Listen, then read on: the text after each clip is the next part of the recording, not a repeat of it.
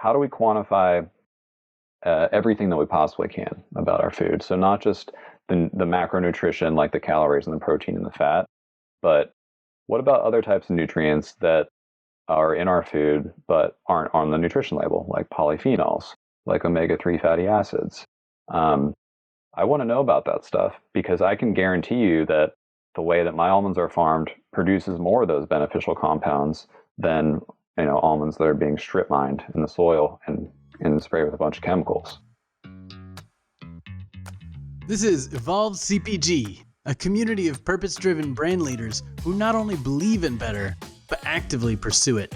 That's better products, better brands, and better leadership for a better world.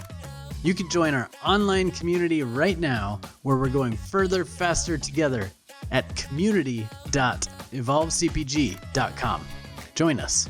I'm your host, Gage Mitchell, founder and creative director of Modern Species, a sustainable brand design agency helping better brands grow and scale their impact. On this episode, we're speaking with Tim Richards, founder and CEO of Philosopher Foods, about the benefits of raw, sprouted, and regeneratively grown foods and the challenges of running a premium food product company. Hey everybody, I'm Tim Richards. I'm the founder, CEO, and owner of Philosopher Foods.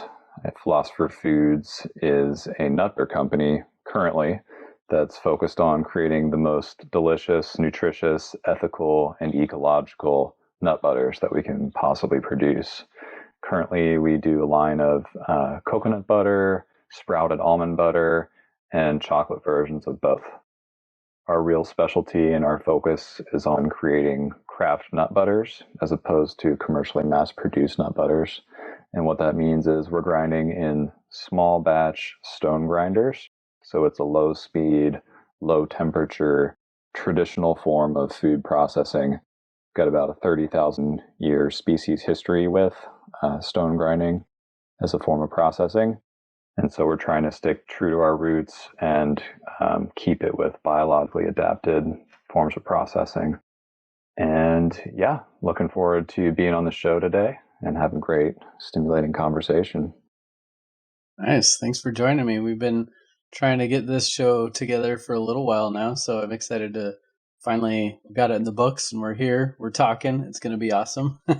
And where I want to start is Philosopher isn't just the brand name, but it also comes to you honestly because you started out as a philosophy major in school. So I'm curious, what about philosophy drew you in the first place, and why did you decide to major in that? Yeah, that's a great question. Thanks for asking. So yeah, for philosophy, I had a lot of burning questions when I was a teenager. Let's say I was particularly existentially angsty. So starting when I was about 16, I just started getting a lot of burning questions, and they really bothered me. And I was taking a European history class in high school, and was just learning about a lot of things that I didn't understand, like various injustices with the Catholic Church and burning people at the stake and all this kind of stuff. And it just really, something about it really triggered me on a deep, I almost want to say genetic level. It's almost like I could remember my ancestors being persecuted in those ways. Wow. And it made me infuriated. And so I actually started writing as a way to process all these thoughts and feelings. I didn't write until that point, and I just literally stay up all night writing, think my thoughts and feelings out. And so that actually led me to doing a complete U-turn in my trajectory in school. Like I was thinking to be a science and math kind of person, getting into computer programming, all the well-established career tracks where I might have actually made a lot of money. Totally. But I ended up, dropping my AP physics, dropping my AP calculus, and like doing an independent study in philosophy, and got really into literature and writing. And so, yeah, I basically did that in the tail end of my high school career. And then when I got into college, I still had a ton of burning questions. And I started exploring them in all kinds of classes, but mostly philosophy. At the end of the day, it was what I felt like was best allowing me to pursue these deep burning questions of mine. Okay, so those burning questions struck you when you were younger and you started writing. Have you ever gone back and looked at any of those writings, or have you published any of them? You know, um, I have way more journals than I care to admit. Like I said, I've been writing almost daily since I was 16. So for Dang. more than half my life at this point, I've been writing, and I have a lot of journals that I would like to go back and read. Some of them I have done that, and it's definitely interesting to see where my brain was at that point. Yeah, it's like a time Haven't capsule. published any of them. I did end up. What's that? It's like a time capsule, I really. missed what you said. Yeah, it is totally. It's like, here's my internal subjective evolution recorded on paper. Nice. So I did write a senior thesis on environmental ethics that ended up getting published in a journal on sustainability after I graduated. But other than that, I haven't published anything, at least not formally. I did have a blog. In fact, you can go right now to sustainablephilosopher.wordpress.com and Nice. you can read. I actually had a travel year after I graduated in philosophy, and I was awarded a travel year to study community approaches to sustainability, Oh, which was a self-designed project I created for the Thomas J. Watson Foundation. And basically, they gave me $25,000 to travel the world for a year studying eco villages, permaculture farms, and transition town movement. nice. That's pretty sweet. Yeah, I don't it was know a why I dream didn't come think of true. something like that, because I didn't travel right after college, but I think it was about 3 or 4 years after college. My then fiance and I at the time both were just getting really burnt out on our jobs and like feeling like there must be more to this because we weren't like doing anything sustainable, impactful, or whatever, and it just felt like kind of a waste of time and resources. So we just took Mm, some time off and went and traveled. And I didn't even nice. think to look for like study grants or anything else like that. That's brilliant. But we ended up Yeah, packing the whole year of travel for two people. I think our end budget ended up being like $18,000. So that's at awesome. $25,000 for one person, you must have been traveling high on the hog there, luxurious.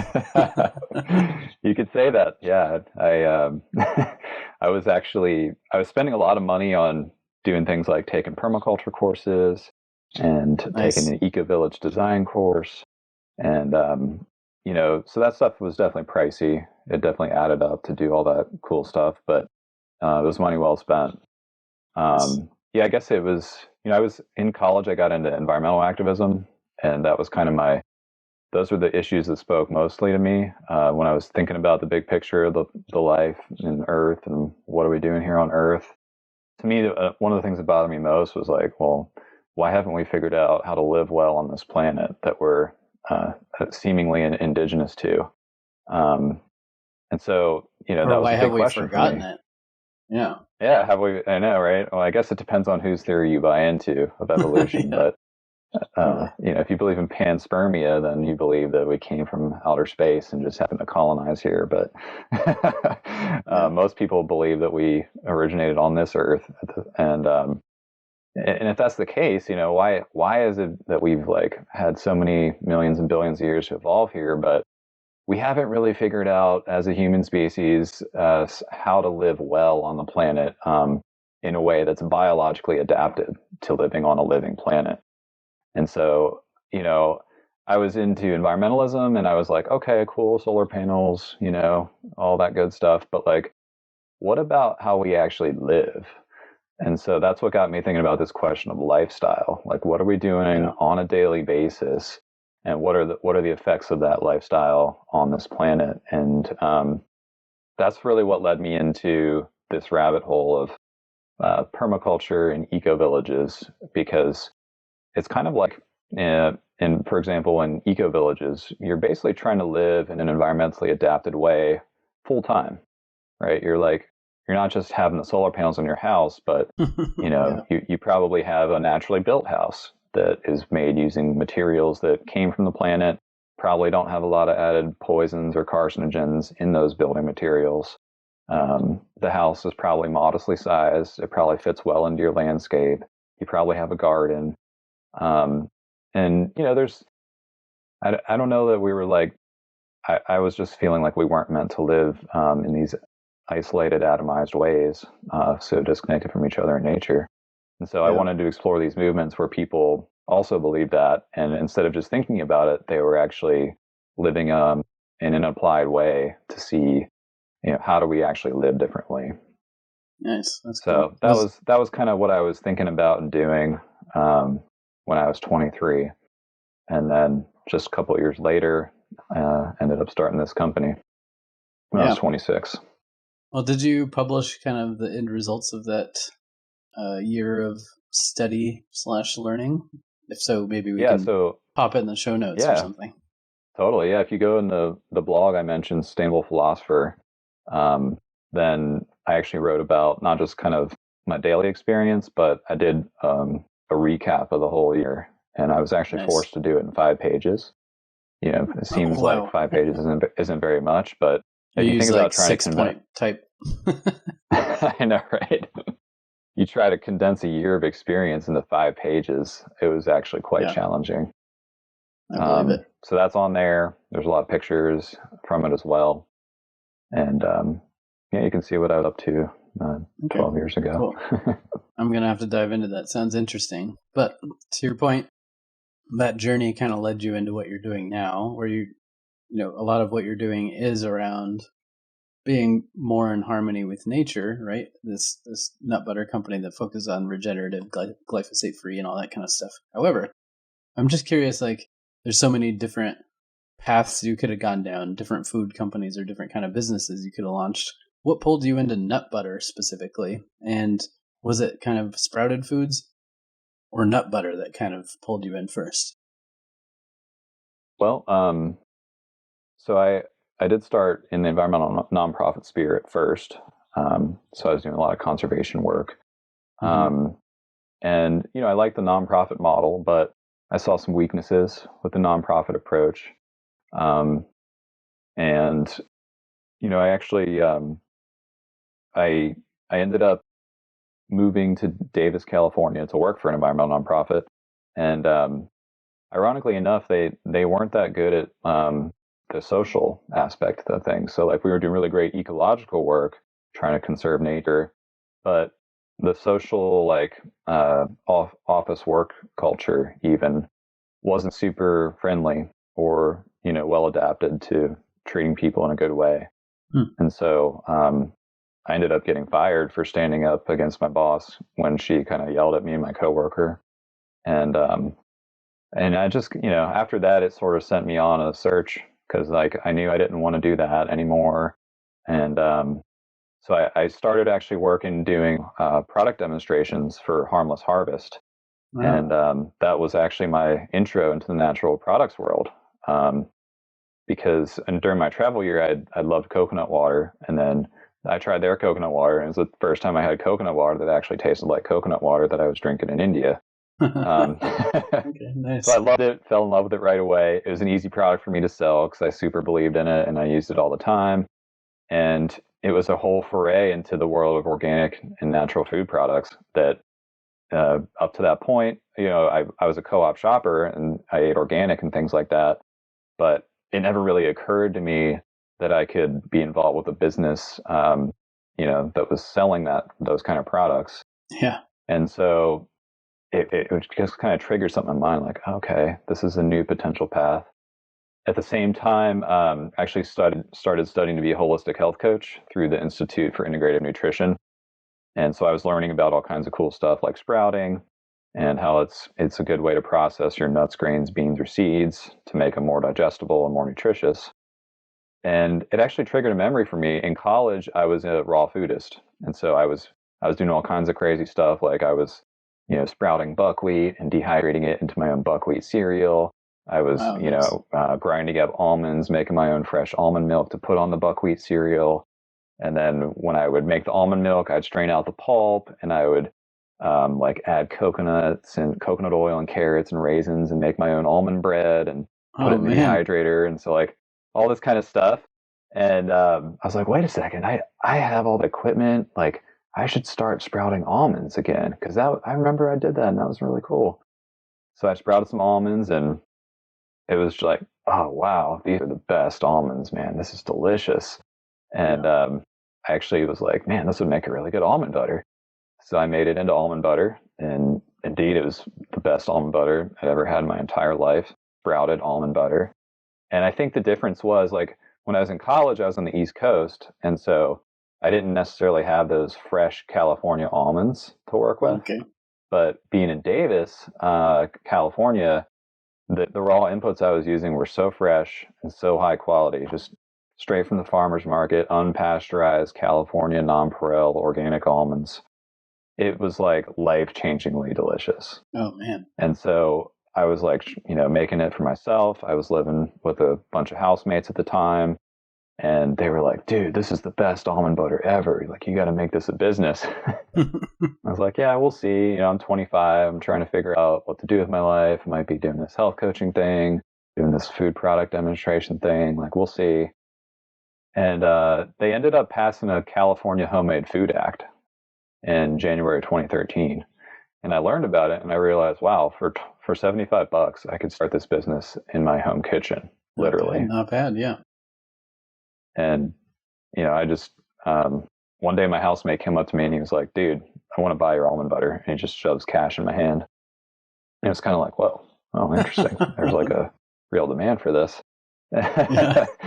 And he's like, "Would you rather see more clients or sell more jars of almond butter?"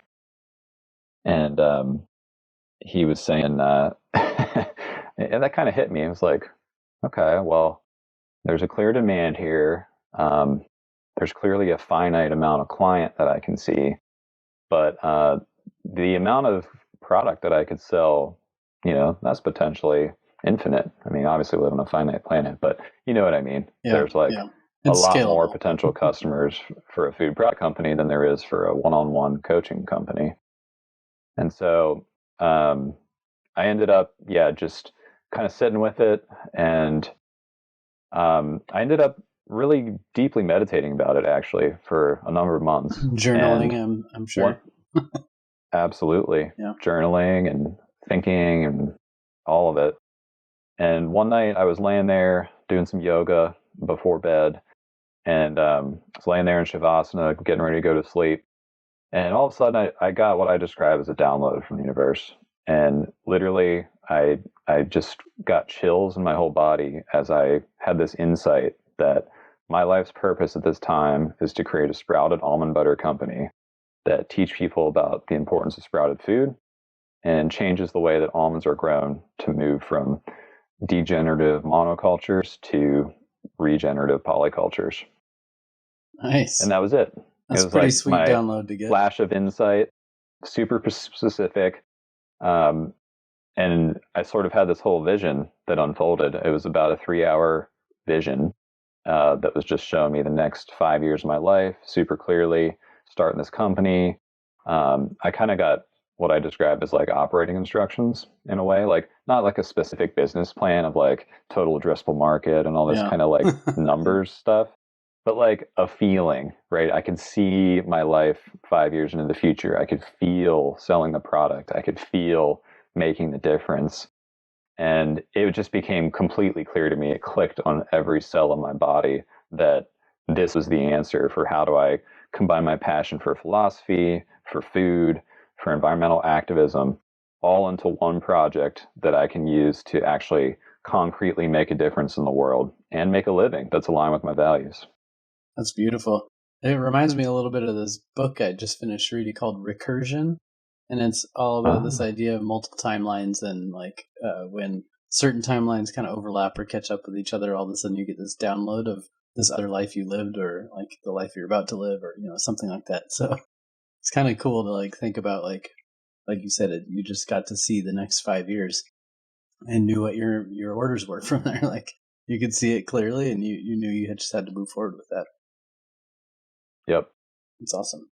yep. I feel like so many people would love to have an experience like that. I think part of where a lot of people get this feeling of being lost in the world is because they don't have true clarity of what they're really passionate about, or where their skills would be best suited, or anything else like that. Like for me, it's I've got too many things I'm excited about, and so the hardest part is like deciding which ones are worth the time to pursue. But every once in a while, like you said, you get that moment of clarity where you're like, oh, this is how it all plugs together. I get it now. And then you can like move forward in a much more strategic, clear path, knowing that what you're doing all makes sense. But for so many Absolutely. people, I feel like we kind of live in this state of kind of overwhelm and confusion of not knowing where we're supposed to go next. And then, seeing all the media projecting all these things that we're supposed to value, but maybe we don't, but maybe we should. And like, just makes us really kind of messed up in our minds. Totally. Yeah. So that's maybe another reason why more people need to meditate, is just to clear and quiet down all those other voices so that you can open yourself up to get that download from the universe. Yep. I definitely resonate with that. And I kind of feel like I was just listening, like I was listening and asking questions like, what is my life's purpose? What am I here to do? How do I create a life's work that allows me to not only make money, but also to imbue my vision for the world into the planet in a meaningful way? And after all those thinking, listening, and asking questions, I was just guided to that moment, and it was literally like a flip of a switch. Like next day, I started doing it, and that was over 9 years ago. Nice. I've been doing it every single day since. Bought the $75 license, and off you went. You already had all the equipment, so. Exactly, I had it all with me from college, and so just it all clicked, and here we are. Yeah, and one of the points that you made, I guess multiple points, is the difference between the New York almonds versus that fresh California almond, but then also in that vision was shifting away from extractive or degenerative to more regenerative models. So I'm pretty sure, I don't know for sure, but I'm pretty sure you have like your own direct source. I don't know if you own the farm directly or if you just work directly with a farm, but I know that you have a specific direct source that you pull from that is kind of regenerative. How did that relationship get started, or how did you end up with a farm if you actually own the farm? So that was part of the download, was to vertically integrate. That's not a part of the vision that I've been able to manifest yet. Okay. So we are sourcing from third-party almond orchards here in California. They're all certified organic, and they source from several different orchards throughout the state. Some of them definitely qualify for regenerative practices. However, there's no regenerative organic certified almonds on the market yet. That being said, we are working with our supplier to get regenerative organic certified acreage, as well as Be Better certified acreage. Unfortunately, what happened is they were about to commit at least 2 farms of theirs to getting both of those certifications this year in time for the fall harvest. Yeah. However, we kind of had a cold snap here in California, and unfortunately, an early freeze wrecked the crop of those 2 particular regenerative orchards. So, ironically enough, climate change has taken regenerative organic certified almonds off the table for us, at least for this harvest year with this supplier. Wow. That being said, we have a great relationship with the supplier, and there's always next year's crop where hopefully they'll have enough product that we can actually get some of it certified. Okay. Well, how'd you go about then finding the right suppliers who were willing to work with you and kind of move in this direction? So we've been working for a long time, since at least 2015, to actively try to seek regenerative almonds. And at the time, I was actually involved with my buddy Ethan Rowland, who now works for Howgood, if you know Howgood. Yeah. They're doing a lot of awesome work around the creation of regenerative supply webs. And at the time, he had his own permaculture consulting company, and they were actually consulting Lush Cosmetics on the creation of regenerative supply webs.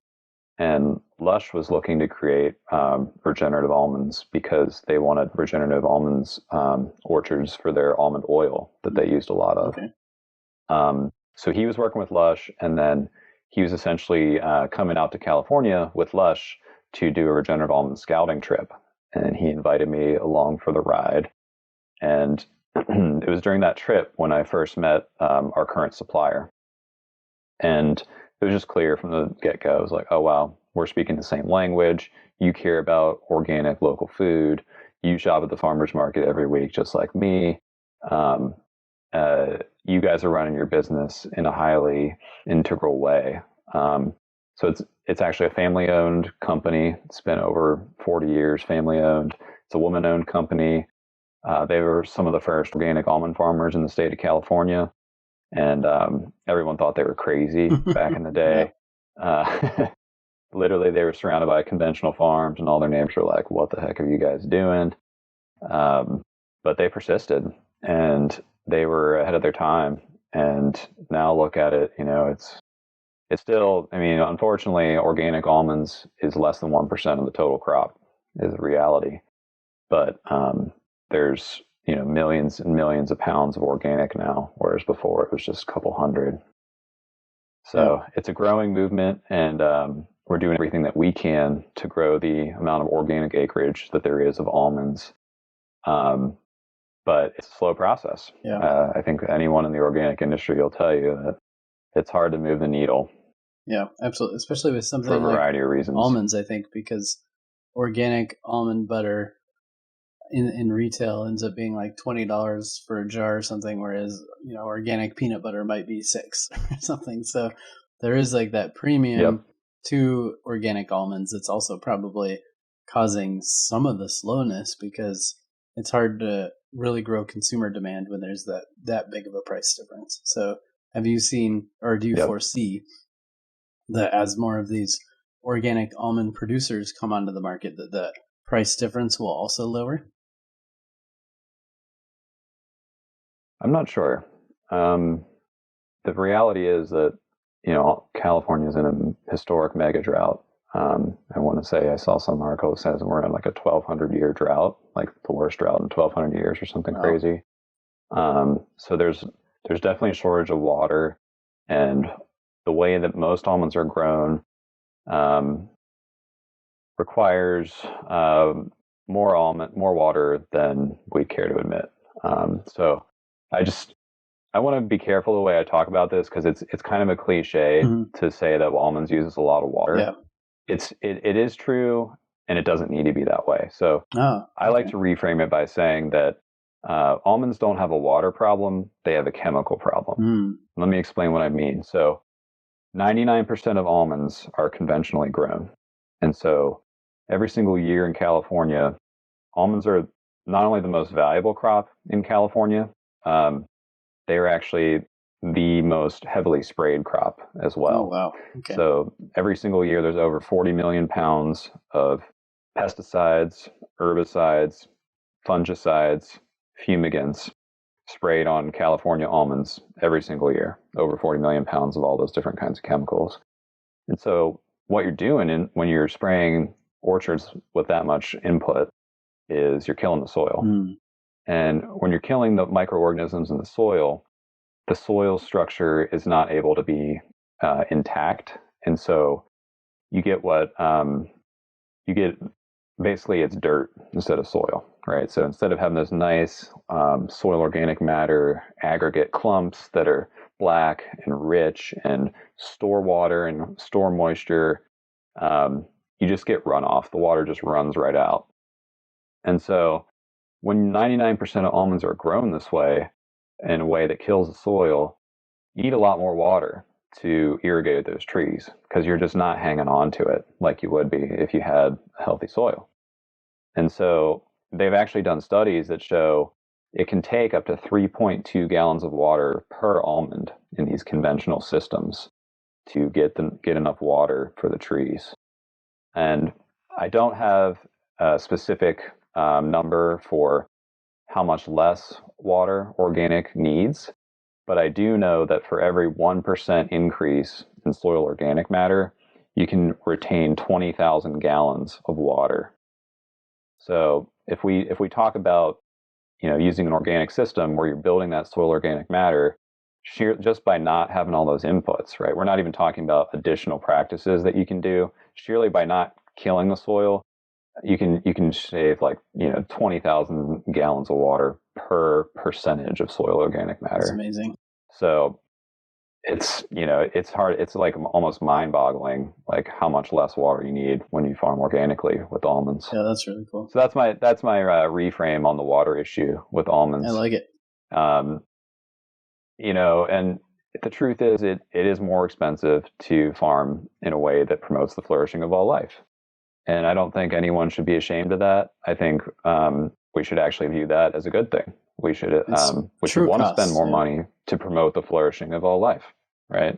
Not just you and me, but also the soil microbes, the bees that pollinate the trees themselves. They look happier when they're organically farmed. They don't look like they're on life support with nothing else living around them.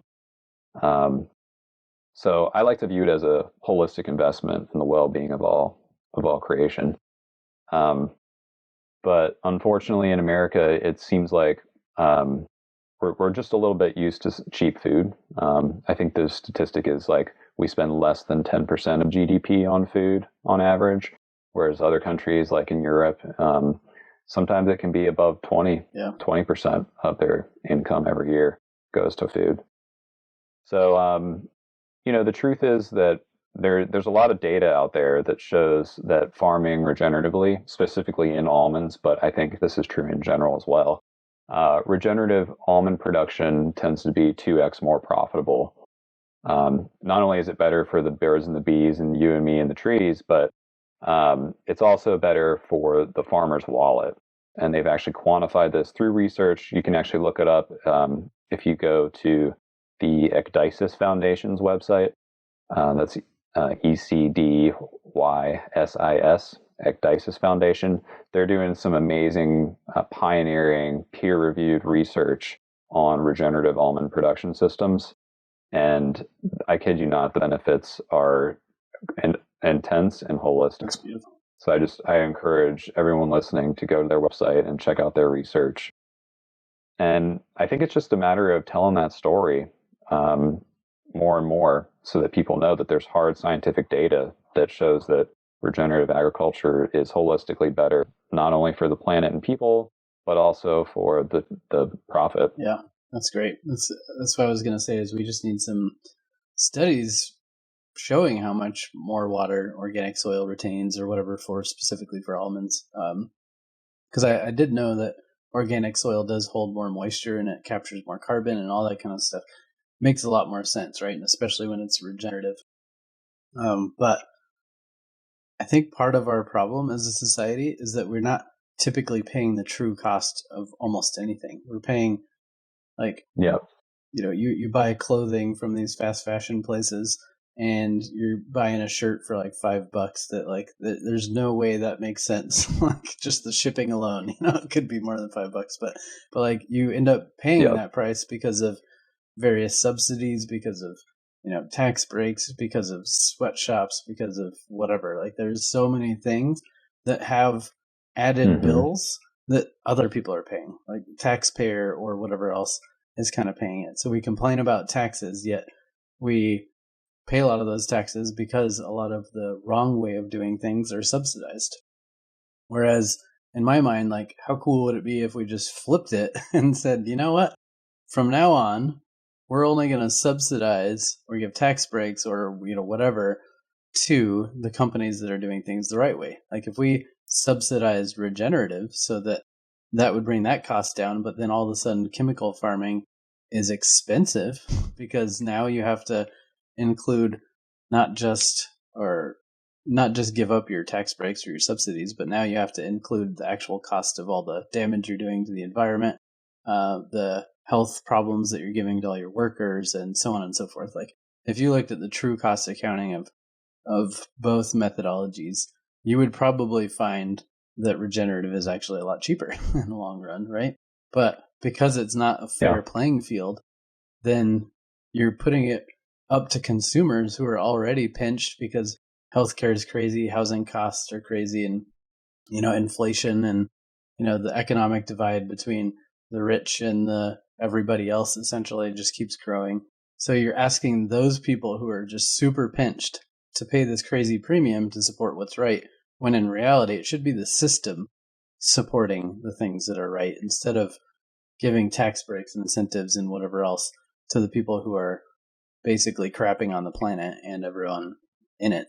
But again, like the better for the world businesses not only have to do things in a more expensive way, but then you have to like pay for B Corp certification or USDA organic certification or all these things that continue to add expenses, and yet we're not getting all those tax breaks that the other people do. So of course the food or the clothes or the whatever are more expensive when it reaches the shelf. But I feel like it's just unfair for us to be asking the consumers to have to pick up that bill. In the short term, sure, more affluent consumers can, but long term, I think we need to change the system. Yeah, I 100% agree with you.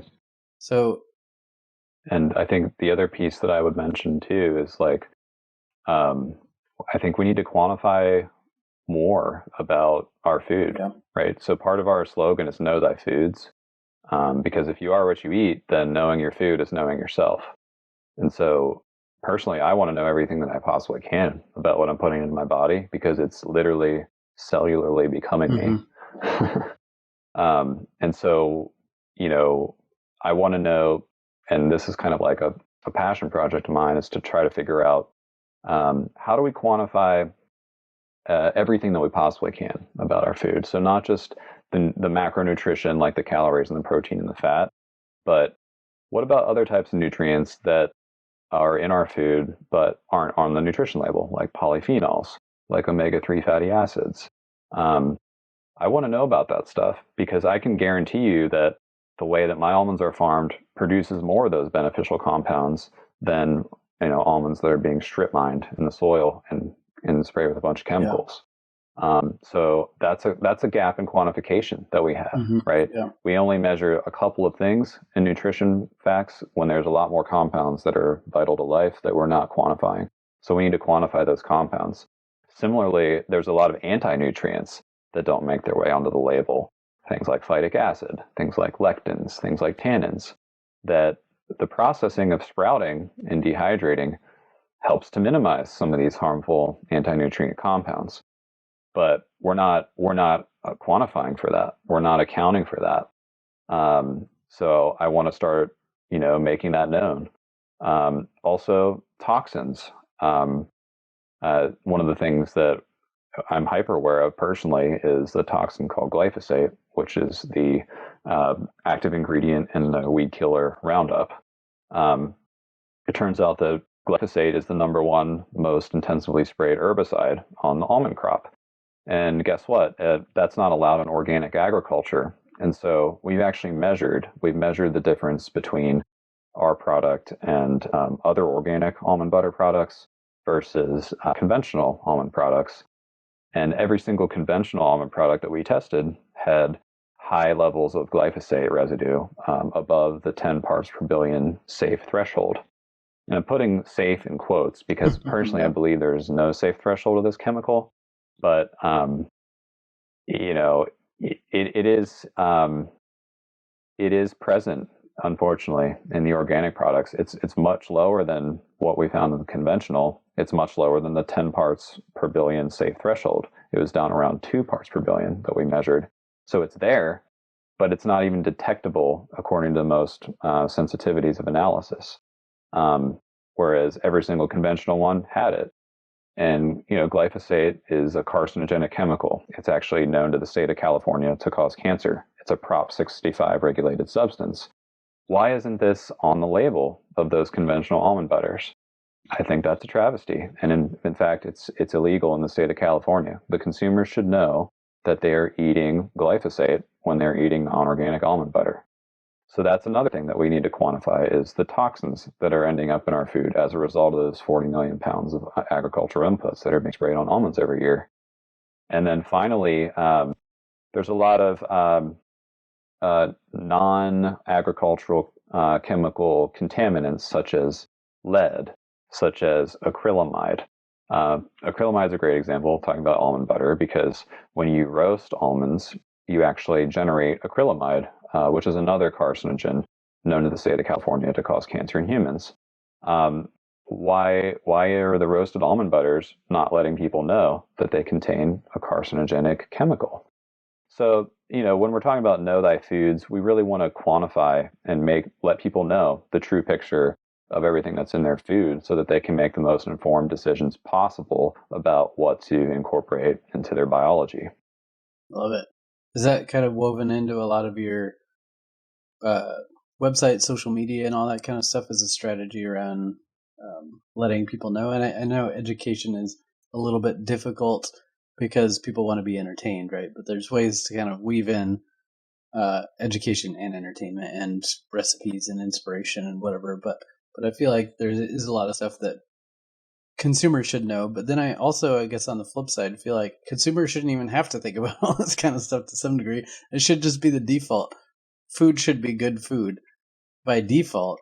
And you should have to opt in to go eat your garbage Twinkie or something like that. Just like cigarettes or other kind of poisonous industries. Why have we let food get so out of hand to where we are poisoning ourselves? And like you said, Americans pay so much smaller percentage compared to other countries in like food costs, yet we pay so much more in healthcare. Coincidence? I think not, right? So if we just put more money into food and we ate better food, we'd be better off. But it's just also this can of worms that once you open up, there's just books and books and PhDs worth of knowledge that you can gain in each of the subjects. And I feel like we're also just scratching the surface.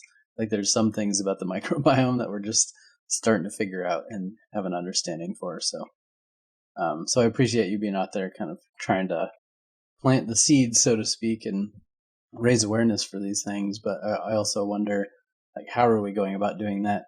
Is it, again, are we putting the burden on consumers to be more informed? Or are we going to try to get retailers to just stop carrying this stuff? Are we going to get laws passed like what's going on in California, but nationwide? Like, how do we fix this problem on a larger scale? Yeah, well, for our part, we're trying to make the glyphosate issue known. I don't know if you can see it on our logo, but we're the first and only nut butter company to be certified glyphosate residue free. Nice. So we're actually paying at least 3 times a year to have all of our products tested for glyphosate. And basically what we're doing is proving that it contains no glyphosate above 10 part per billion, which is the detectable limit. So we do that 3 times a year. So we as a company are taking on an added cost to be transparent and prove to our consumer that these products are purer than the competition. And so, I've kind of made it a pet peeve of mine because it turns out that my grandfather died of non-Hodgkin's lymphoma, Wow. stage 4, advanced. All of a sudden, it came out of nowhere. All of a sudden, he was terminally ill. And when he was on his deathbed, what he said to me was, "I'm afraid I've done myself in by spraying all these chemicals all these years without using protection."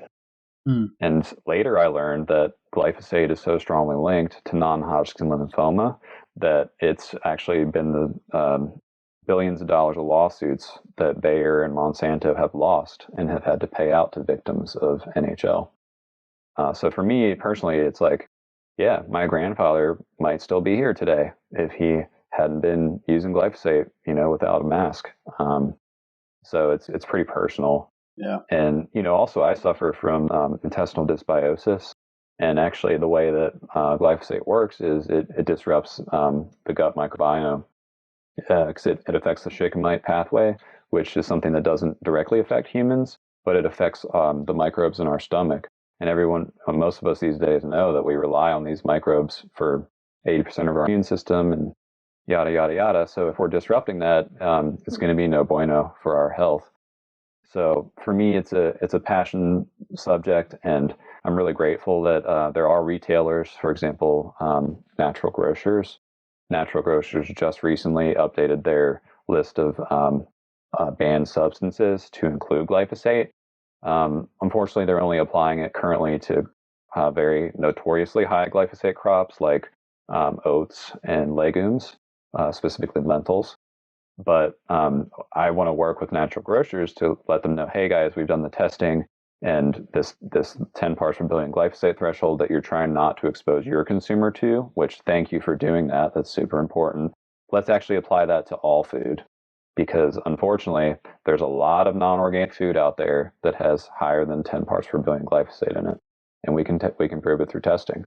And in fact, any one of you out there listening can go to the store and test the organic versus non-organic stuff for glyphosate or any other number of chemicals that you want to know about. So yeah, I really want to know who pays for this knowledge of our food, because the truth is that a lot of these things are in our food and they're not being tested for. And so as a manufacturer, I'm happy to pay for glyphosate, but ultimately I want to know about all these other chemicals that I alluded to and anti-nutrients, but it's thousands of dollars of testing to figure out. So that's why I support the work of groups like the Bionutrient Food Association. My buddy Dan Kittredge is doing some really great work around nutrient density quantification for food. And he's developing a handheld scanner that you can actually take to the grocery store with you and scan one apple that's organic versus another apple that's not. And you can quantify through some sort of spectrometry how nutrient dense that apple is. Wow. And so if we're talking about leveling the playing field, right, this is a revolutionary device because it puts literally in hand of the consumer the power to know which food is nutrient dense and which food isn't. And so I just want to put that out there that could be another way that re-levels the market, right? Because if the consumer knows and can prove through a scan that one apple is better than another for them, why wouldn't they choose the healthier apple if they have the means to buy it? And so I believe personally that would actually change the market dynamics to where, the expensive food would actually be justifying its price scientifically based on how nutrient dense it is. And I think that's the direction that the food industry needs to go, to actually prove the proof is in the pudding. This is more nutritious, that is less nutritious. This has more toxins, that has less toxins. And hopefully the selective pressure of the market would orient in the more nutritious, less toxic direction. And hopefully that's where the consumer demand would go when consumers know what's actually in their food. Yeah, I'd like to say they would go that way, and I think there would be a percentage of people who do, but I'm also like picturing all the people who gladly pound bags of Cheetos or whatever else garbage processed food, and like you could probably try to convince them that it's not good for them, but they're also like, meh, like what am I going to do about it? So I think yes, we need to make sure that people can find the more nutritious, more nutrient dense foods, but then we also need to work on our psychology as humans to try to do things that are a little bit better for ourselves instead of getting caught up in only going with the path of least resistance or the immediate gratification, and maybe it's also just like removing some of these more addictive kind of processed substances from our food instead of hoping that people will have good willpower.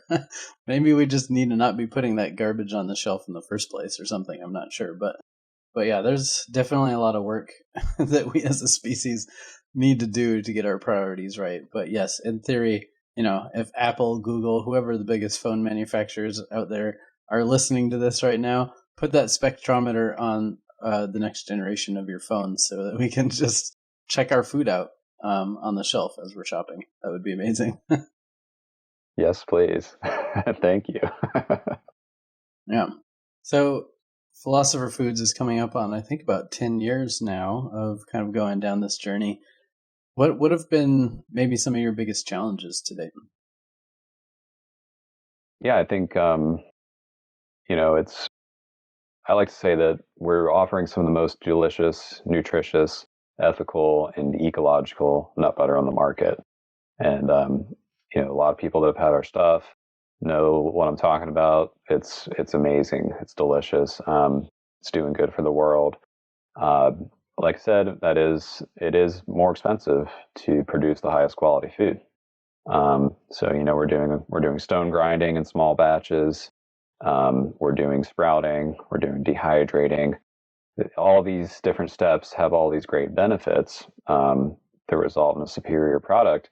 However, it does make it more expensive. So, it's been a bit of a challenge to communicate that value proposition, all those value propositions, and at the end of the day, get people to pay what it costs to produce this superior quality nut butter. So for us, a challenge has been, scaling rapidly, shall we say. We are definitely not the cheapest Yeah. almond butter on the shelf.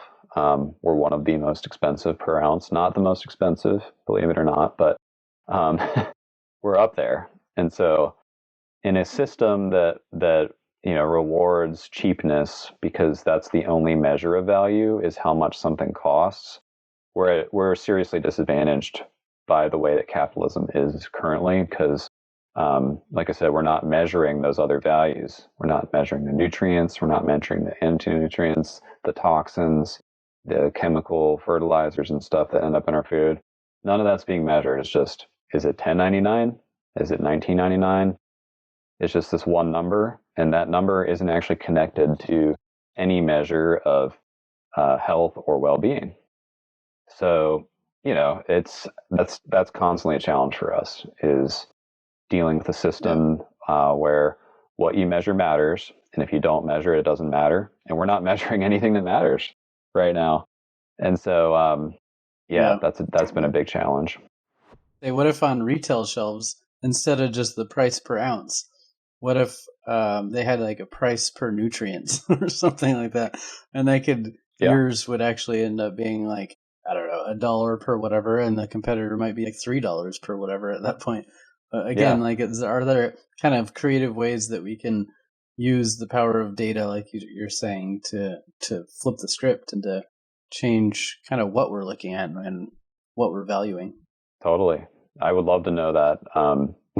It'd be funny to have someone, oh, your product is twice the cost of this other product. And I'd be like, yeah, but you need to eat 3 jars of that product to get the same amount of nutrients as our 1 jar, So that would change the calculus completely. Yeah. I would love to do that analysis.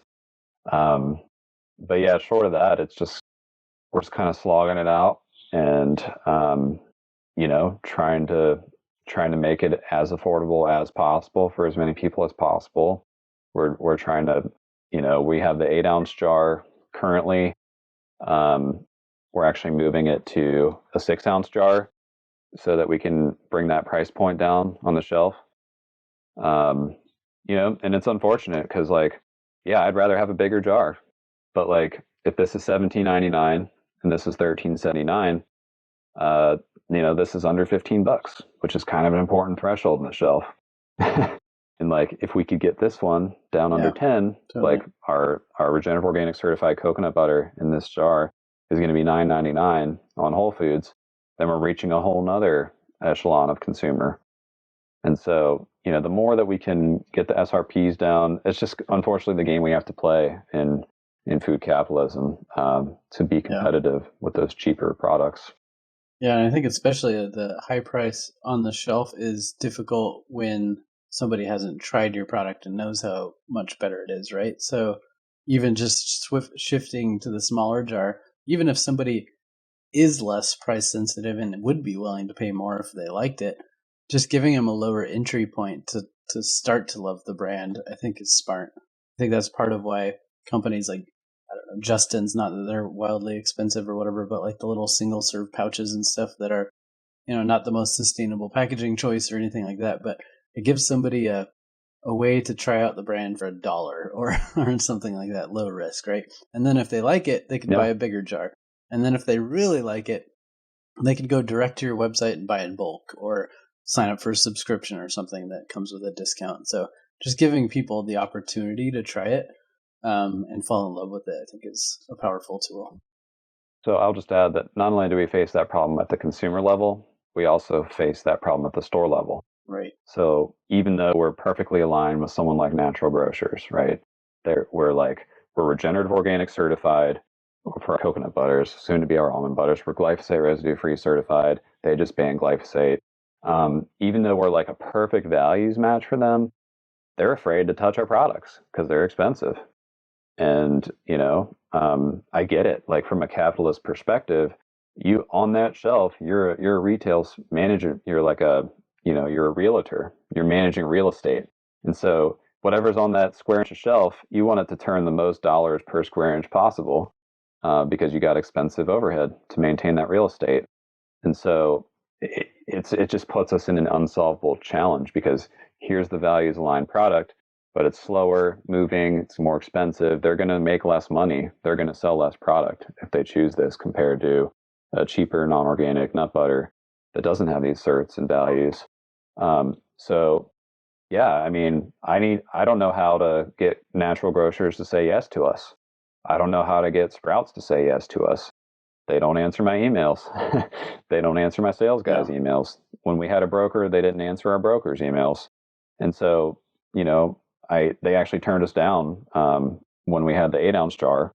And so I was like, okay, well, I'm going to try to go in the 6-ounce jar now, because then we're under $15. Maybe we'll have a shot at being on the shelf with these values aligned national retailers.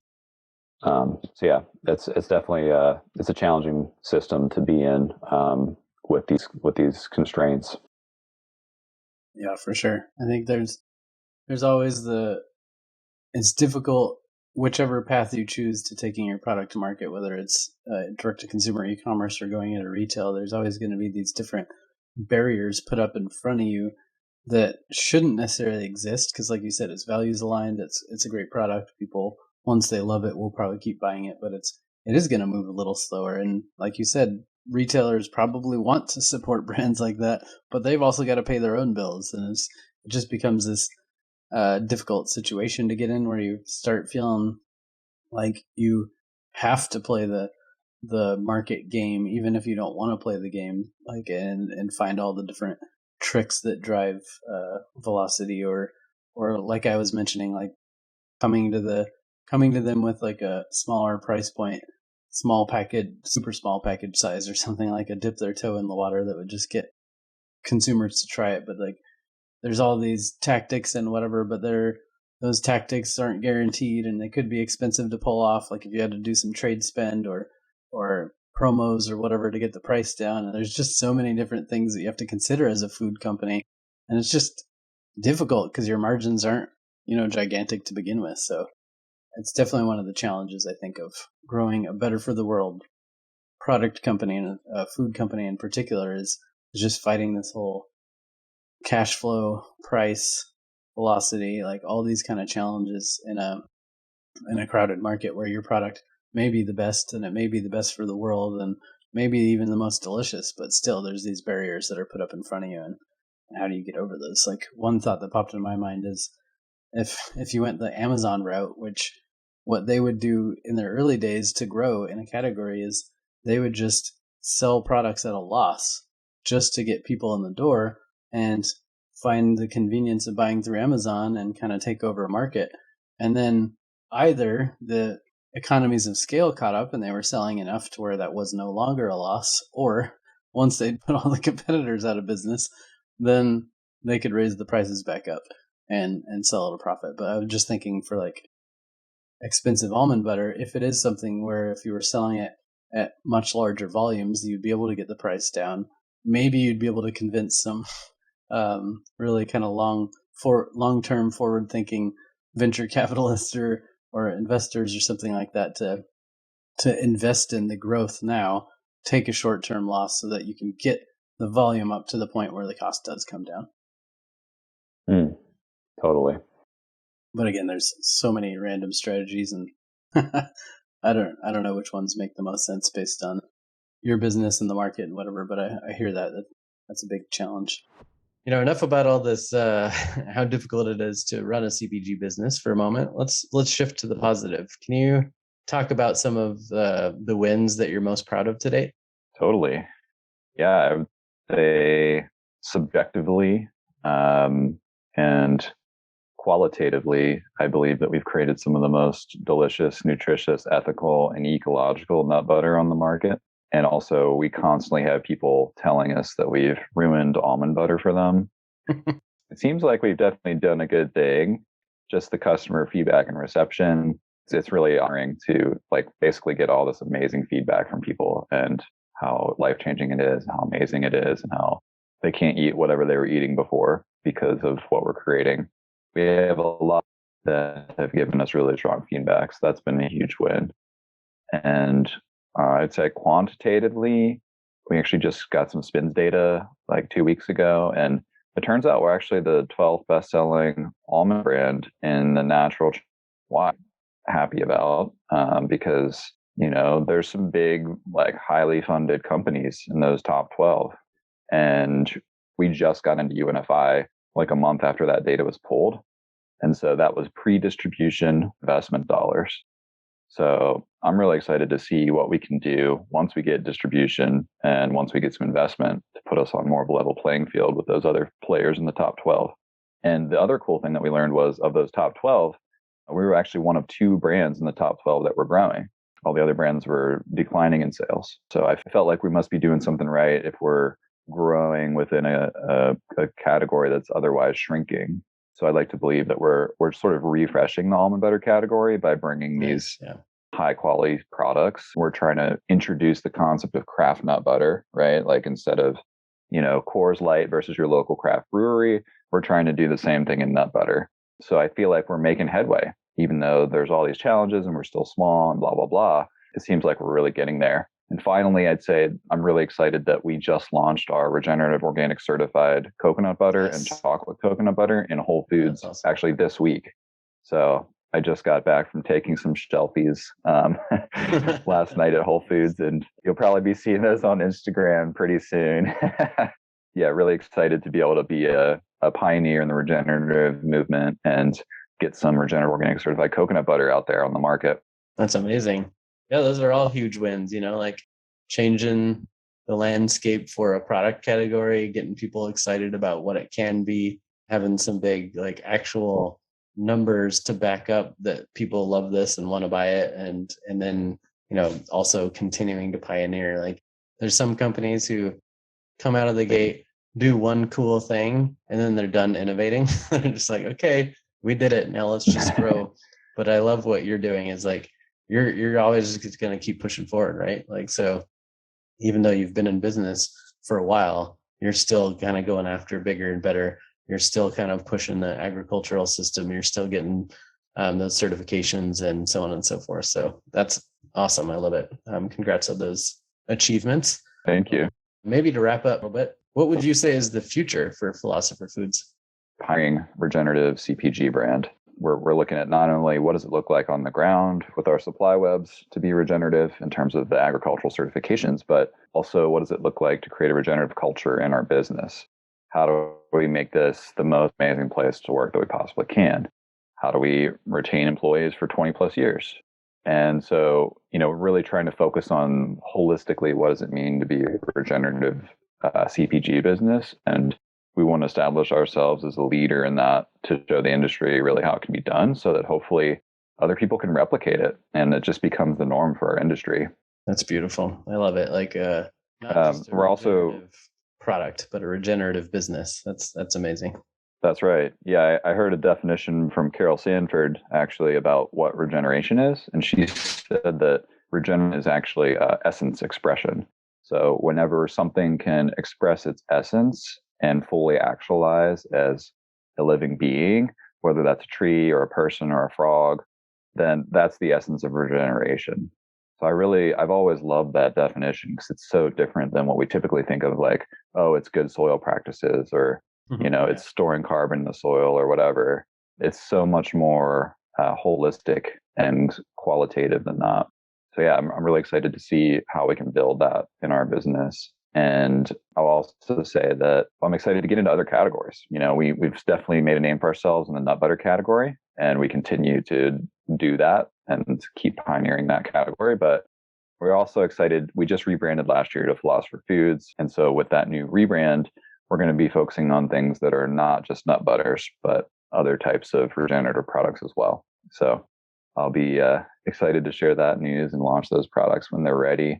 But yeah, I'm excited to really get outside of our niches, get out there to make a bigger splash in the industry with our regenerative and helpful impacts. Nice. That's awesome. I love it. So it's more food types, more impact, more kind of living into your purpose and expressing your true essence. So that's great. I feel like if every business or every person really could find space to live into their true essence, I feel like this world would be a magical place. So I feel like that's a beautiful growth goal. So I love it. You know what? I'm going to sneak in one last quickie question. So if you had one piece of advice to give anyone else following in your footsteps, what would that be? My initial instinct was to say, think carefully and make a business plan before you jump. But and again, I didn't do that, and I don't know if I don't know if I would have made the jump if I did that. And so I think there's a magic to both approaches. You definitely need to be aware of what you're getting into, like in terms of the industry and what it's like.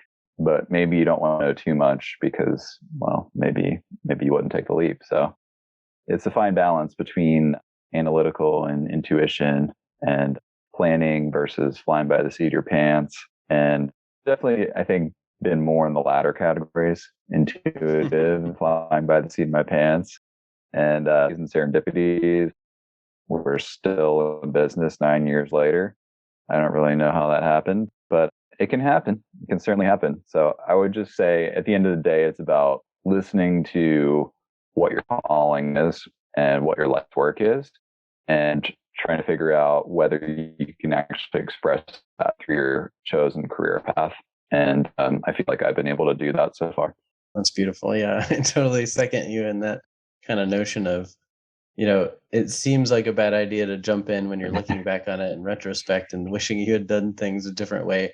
But to your point, you wouldn't have jumped in if maybe you knew all the challenges. So I totally hear you there. I say jump in, but as soon as you possibly can, start putting good strategies into place, right? But don't overthink it. If it's a beautiful idea, give it a shot, rapid prototype, but be ready to pivot and be ready to make changes and be ready to go hard as soon as it starts working, because that way you can keep evolving it towards the better instead of replicating mistakes over and over again for years. Which that's what we're up to, right? Let's evolve CPG. We want to evolve CPG, right? That's the whole point of this podcast. We want to make this industry will flourish, allow the planet to flourish, and our industry is perfectly set up to help enable that. Indeed. Let's do it. Evolve CPG and therefore the world. That's the goal. So love it. I love what you're doing. Thanks for taking some time out of your schedule to share your wisdom with us, and looking forward to seeing where Philosopher grows. So thanks for doing what you're doing, and I can't wait to watch. Gas, love your content, love your work. Thank you for doing it and weaving the webs. Beautiful. Cheers. Thank you. Thanks for listening. If you'd like to learn more about Tim or Philosopher Foods, visit philosopherfoods.com. Subscribe to our podcast and YouTube channel for more innovator interviews, expert advice, and leadership discussions. If you like this episode, leave a heart, thumbs up, or review and share it with your colleagues. As an ever-evolving show, we also love feedback, so send us your thoughts or ideas for who we should talk to next to evolve@modernspecies.com.